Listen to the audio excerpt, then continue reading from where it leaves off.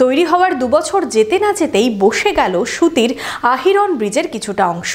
Feeder ক্যানেলের ওপর নতুন ব্রিজে শুরু হয়েছে মেরামতের কাজ। মনোবীক্ষণ পলিক্লিনিক, চিকিৎসার জগতে এক দশক। এখন এখানে সব বিষয়ে ডাক্তারবাবু একসাথে তলায়। ফোন করুন 7477799515 এই নম্বরে। মাত্র বছর দুয়েক আগেই তৈরি হয়েছিল সুতির আহিরনে ফিডার ক্যানেলের ওপর নতুন সেতু।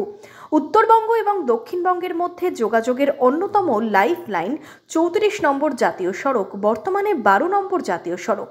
কয়েকদিন আগে আহিরন নতুন ব্রিজের ওপর বেশ কিছুটা অংশ বসে যাওয়ায় গত কয়েকদিন ধরে মুর্শিদাবাদ থেকে উত্তরবঙ্গমুখী লেনটি সম্পূর্ণ বন্ধ।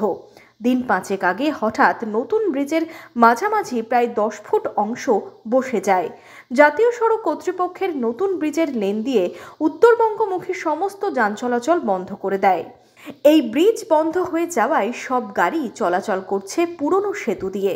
এতেই যানজট সৃষ্টি হচ্ছে এলাকায়। তবে জাতীয় সড়ক কর্তৃপক্ষ নতুন ব্রিজের বসে যাওয়া অংশে মেরামতের কাজ শুরু করেছে।